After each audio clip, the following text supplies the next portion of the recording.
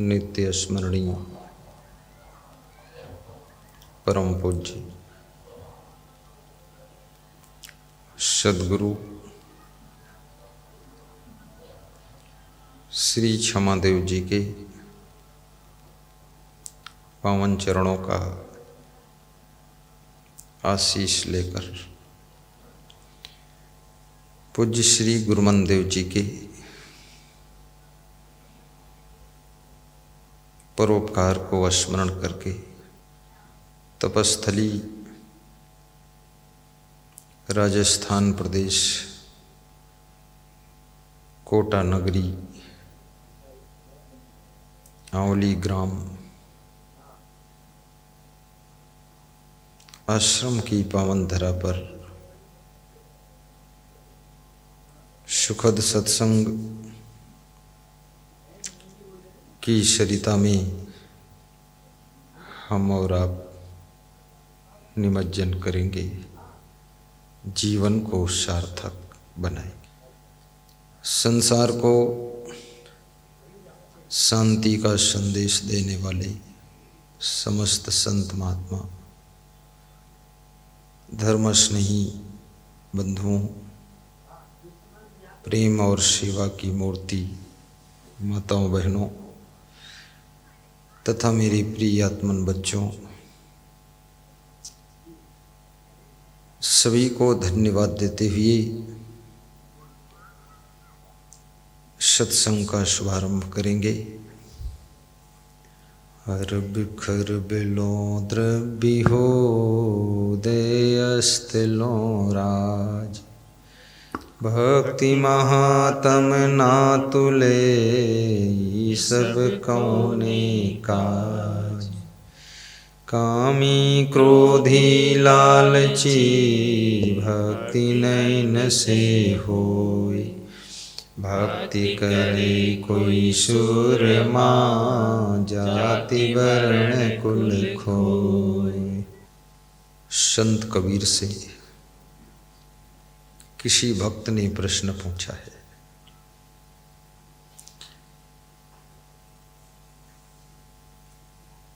भक्ति के मार्ग में धन बाधक है कि साधक है? कबीर साहब कहते हैं, भक्ति के मार्ग में जब तुम चलते हो तो धन मित्र की भांति आपका साथ देता है, और जब तुम भक्ति के मार्ग को छोड़ देते हो या भोग के मार्ग से चलते हो तो ये धन शत्रु का काम करता है। इसलिए कृष्ण भगवान के पास में भक्ति थी और धन भी बहुत था। कृष्ण के पास में सोने की द्वारिका थी, आपके पास में तो ईंट पत्थर की द्वारिका है, लेकिन राम के पास में कनक भवन था, अयोध्या में कनक भवन सोने का। रावण के पास में भी सोने की लंका थी। अब यहीं से हिसाब लगाइए कि प्राचीन समय में कितना सोना होता होगा। आज एक महिला के नाक की नथुनी बनवाने के लिए 9 महीने सोचना पड़ता है, कब बनवाऊं, पैसे अभी नहीं है। उसको समझाना पड़ता है कि थोड़ा रुकी रहो, मान जाओ, अभी पैसे नहीं है, नथुनी बन जाएगी। अब उसकी नथुनी नहीं बनती है तो मुंह फुला लेती है, नाराज हो जाती है। लेकिन आपकी नथुनी बने न बने, कुंडल बने न बने, गले का हार हो न हो, पर आप रावण की पत्नी मंदोदरी से अधिक सुखी हैं अपने पति के साथ में। आपके घर में सोना हो न हो, लेकिन सबको भरपूर सोने को मिलता है।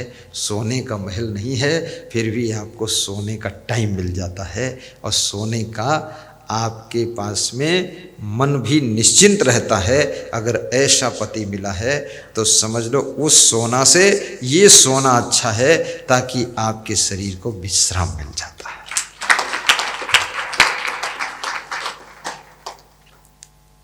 एक विवाहित नारी को अपने पति को महत्व देना चाहिए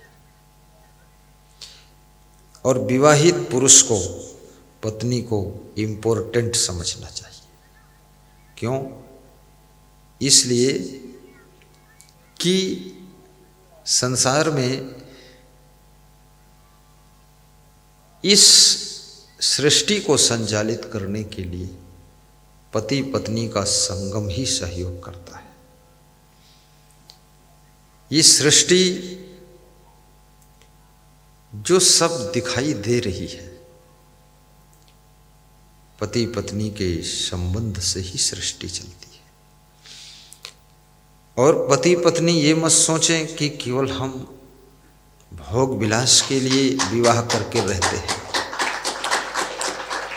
बल्कि वो ये सोचें कि हम एक अच्छी सी संतान देने के लिए, एक बेहद संस्कारी आत्मा को इस धरती पर उतारने के लिए हमने विवाह किया है। और ऐसी दिव्य आत्मा, पवित्र आत्मा, श्रेष्ठ आत्मा, महान आत्मा, भगवत आत्मा हमारे द्वारा प्रकट हो, जो धर्म की रक्षा करे और साथ में देश भक्ति भी हो, उसमें गौ भक्ति भी हो, मातृ भक्ति, पितृ भक्ति और सबसे बड़ी गुरु भक्ति उसके अंदर हो। यदि आपकी संतान में गुरु भक्ति है तो गुरु भक्ति की शाखाएं हैं गौ भक्ति, देव भक्ति, पितृ भक्ति, मातृ भक्ति और देशभक्ति। क्योंकि गुरु भक्ति ऐसा ज्ञान देती है जिससे आपके अंदर गौ भक्ति भी पैदा हो जाती है। गुरु की इतनी आवश्यकता है। मैं आपको बहुत बार समझाया हूं, कंस राजा था लेकिन उसके कोई गुरु नहीं थे। कृष्ण भगवान राजा नहीं थे, इनका थोड़ा कमजोर मामला था शुरू में। यशोदा नंद बाबा के घर में पालन पोषण हुआ, बच गए, वही बहुत बड़ी बात है। खतरा ज़्यादा था गर्भ में नहीं आए थे, उससे पहले से खतरा माँ के ऊपर मंडरा रहा था। देवकी को कंस मार डालना चाहता था। ये देवकी का भाई कंस देवकी को लेकर जा रहा था ससुराल उसकी पहुंचाने के लिए। आकाशवाणी हुई, जिस बहन से इतना प्रेम करता है तो इसका 8वां पुत्र तेरा काल होगा। रथ को रोका, तलवार म्यान से खींचा, बोले मैं खुद इसी का काल बन जाऊंगा, बहन को मार दूंगा। ना रहे बांस न बजे बांसुरी, झंझट खत्म कर देते। 8वां पुत्र होगा कहाँ से जब पैदा करने वाली ही मर जाएगी, तो वही खत्म हो गई, तब फिर क्या लफड़ा खत्म। देवकी के पति ने हाथ जोड़ा, प्रार्थना किया कि इसको मत मारो, इसके जितने पुत्र होंगे पुत्री होंगी सब आपको हम सौंप देंगे, उनको मार डालना। पर आपकी बहन है, मेरी धर्म पत्नी है, इसको जीवित छोड़ दो। अब हमारा इसका विवाह हो गया। बहुत दुख लगा वासुदेव को। वसुदेव दुखी हो गए, बोले कि शादी नहीं हुई थी तब ये मर जाती, कुछ हो जाती तो दुख नहीं था, लेकिन अब शादी हो गई, मैंने इसको अपनी पत्नी मान लिया, अब दुख होता है, मत मारो। प्रार्थना करके किसी तरह से बचाए। दुष्ट व्यक्ति से प्रार्थना करके ही तुम बच सकते हो, हाथ पांव जोड़कर बच सकते हो। अधिक दुष्ट है, सिलेंडर होकर ही बच सकते हो। और दूसरा तरीका है, उससे बड़े दुष्ट बन करके फिर बच सकते हो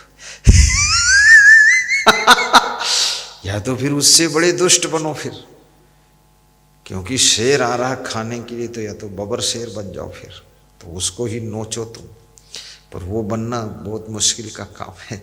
इसलिए जहाँ जहाँ ऐसी कठिनाइयाँ, कंस जैसे लोग मिल जाएं, रावण जैसे लोग मिल जाएं, हिरण्याकश्यप हिरणाक्ष जैसे लोग मिल जाएं, कुंभकर्ण जैसे, तो हाथ पांव जोड़ के साइड मार के निकल जाना, भीड़ मत जाना, भिड़ने में टाइम बहुत बर्बाद हो जाएगा। क्योंकि राम भगवान की रावण से भिड़ंत हुई तो वनवास का जो टाइम था सब उसी में बर्बाद हो गया, उसी सेटिंग में टाइम निकल गया। वहाँ भजन वजन फिर नहीं कर पाए, ना शांति से बैठ पाए, हर समय भय लगा रहता था भाई किसी तरफ से राक्षस ना आ जाए। क्योंकि किसी से जब विवाद हो जाता है तो विवाद भय को जन्म देता है।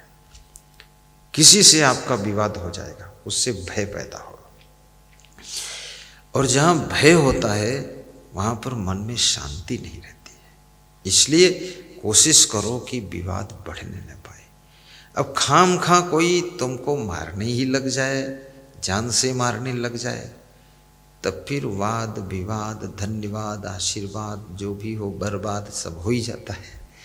जब सब कुछ होने वाला है बर्बाद तो विवाद ही करना पड़ जाएगा आपको। राम भगवान को लगा कि अब कोई रास्ता नहीं है, क्योंकि रावण से संत भी बहुत दुखी थे, और जिससे संत दुखी हो जाते हैं ये समझ लो उसका विनाश होने वाला है। संत की सेवा करने से भी पूर्णमल कितने फल मिलते हैं, अनंत फल मिलते हैं। तीर्थ नहाए 3 फल और संत मिले फल 4, और सदगुरु मिले अनंत फल कहीं कबीर विचार। और संत सताए 3 फल, संत को सताने से भी 3 फल मिलते हैं। सेवा करोगे तो 4 मिलेंगे, एक ही का अंतर है, एक ज़्यादा मिल जाएगा सेवा करने से। और उसको सताओ, संत को पीटो ठोको मारो, कमंडल छीन लो, इसके चप्पल जूता छीन लो, ढकेल दो इसको। वो संत डर जाएगा कि मेरे को ढकेलवा देंगे गुरुदेव। नहीं नहीं ढकेलेगा कोई नहीं, बता रहा हूँ। तो 3 फल मिलते हैं। संत की सेवा करने से अर्थ धर्म काम मोक्ष ये 4 फल मिलते हैं परशुराम जी।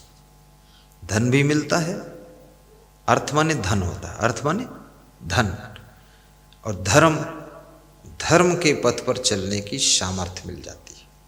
आप अपने कर्तव्य के लिए जागरूक हो जाएंगे। काम और आपकी जो मनोकामनाएं हैं वो भी पूर्ण होने लग जाएंगी।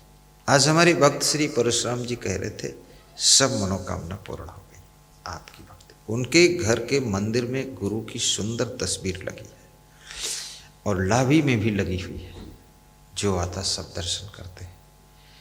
गुरु की तस्वीर लगाने से भी तकदीर परिवर्तन होने लग जाती है, और गुरु के प्रति श्रद्धा रखने से बिना दर्शन के भी आधा काम शुरू हो जाता है। श्रद्धा से आधा काम हो जाएगा, और श्रद्धा से अगर दर्शन कर लिया तो जो मन में भाव है वो सब पूरा होना शुरू हो जाएगा। लेकिन गुरु वैराग्यवान होना चाहिए, वैराग्यवान, विवेकवान, विरक्त गुरु, जितेंद्री गुरु, सदाचारी गुरु, व्यसन मुक्त गुरु, ऐसा गुरु होना चाहिए। गुरु भी बहुत मॉडल के होते हैं, बहुत मॉडल है, और सब मॉडल का वर्णन करने का टाइम नहीं है। तुम समझते रहना, दूसरा एपिसोड सुन लेना। पर भगवत गुरु भी होता है, भगवत गुरु। ज्ञानम वैराग्यम ऐश्वर्यम ऐसा श्री समुदाहर्थम खटगुणे वैश्वरिक्त ही भगवान श्री गुरु प्रिय। जिसमें ज्ञान हो, वैराग्य हो, ऐश्वर्य हो, यश हो, मीठी वाणी हो, और जिसके ऊपर लक्ष्मी की कृपा हो, भगवत गुरु कहलाता है। यश दर्शन मात्रेण मनसा स्यात् प्रसन्नता स्वयं भूया धृति शांति सा भवेत परमो गुरु। जिसके दर्शन मात्र से हृदय में शांति और मन में प्रसन्नता पैदा हो जाए वो परम गुरु होता है, परम गुरु है। ऐसे पाखंडिना पापरता नास्तिका भेद बुद्धया स्त्री लंपटा दुराचारा कृतज्ञा बक व्रतया कामिना क्रोधी नश्च हिंस्राश्चंडा सठता कर्म नष्टा ज्ञान लुप्ता न कर्तव्य महापापास तथा प्रिय भिन्न गुरु से भी एक भक्त विचारिचा। ये जितने लक्षण बताए गए हैं इनसे गुरु मुक्त होना चाहिए। ऐसा परफेक्ट गुरु, इफेक्ट गुरु, सिलेक्ट गुरु, करेक्ट गुरु, रिजेक्ट नहीं होना चाहिए। महान गुरु हो आपका। जैसे चुंबक अगर असली है तो लोहे को दिखाते ही उठा लेती हो। चुंबक लोहे प्रीत है, लोहे लेते उठाए। ऐसे शब्द गुरुदेव को काल से लेत छोड़ाए। तो ऐसे सदगुरु चुंबक की तरह तुमको बुराइयों से उठा लेगा। आज हमारे पास में झुंझुनू नवलगढ़ तहसील से एक भक्त आए पूर्णमल जी, उनके साथ एक सज्जन आए। खड़े हो जो खैनी छोड़ा। ये खैनी छोड़ा एक बुराई में पड़ा हुआ था, छोटी सी खैनी खाते थे। तंबाकू भी कई मंडल की, सुंगनी, खैनी, छिकनी, फेकनी, थुकनी तो खैनी खाते थे। आज उस पुड़िया को भी भेंट कर दिया और गुरु जी के ऐसा दर्शन का चुंबक लगा कि उठ गया, ये लोहा ऊपर उठ गया। जिस आदत में फंसा था वो आदत छूट गई। गुरु के पास जाओ तो कोई एक आदत भी अपनी दान कर दो, गुप्त दान करो या खुला दान करो, ओपन दान करो, लेकिन कर दो। क्योंकि आदतों की कमी कहाँ तुम्हारे पास में, तुम्हारे पास में तो भारी भरा स्टॉक है आदत का। एक दो दान भी कर दोगे फर्क क्या पड़ेगा। गाली देने की आदत हो, गुस्सा करने की आदत हो, लालच की आदत हो, बहक जाने की आदत हो, भ्रमित होने की आदत हो, आलस्य की आदत हो, ज़्यादा सोने की आदत हो, दारू पीने का आदत है, मांस मछली खाने का आदत है, अंडा खाने का आदत। कुछ लोग कहते हैं हम मुर्गा मुर्गी नहीं खाते लेकिन अंडा खा लेते हैं। बोले अंडा से कोई पाप नहीं, मुर्गी तो बच गई फिर और अंडा आ जाएगा लेकिन सारे अंडे खा जाओगे तो मुर्गी कहाँ से आएगी तुम क्यों खा रहे हो अंडे तो ऐसे लोग बड़े जुगाड़ी लोग हैं। पर मांस मछली अंडा मुर्गी खाने से पाप लगता है, जीव हिंसा होती है, इससे बहुत पाप लगता है। जीव मत मारो बापुरा, सबका एक ही प्राण, हत्या कबहु न छूटी है, जो कोटिन सुनो पुराण। जीव घात नहीं कीजिए, बहुर लेत वही कान, हत्या कबहु न छूटी है, जो कोट हीरा देव दान। चाहे जितना दान पुण्य करो लेकिन हत्या के पाप से छूट नहीं पाओगे। इसलिए कभी भी हिंसा नहीं करना चाहिए।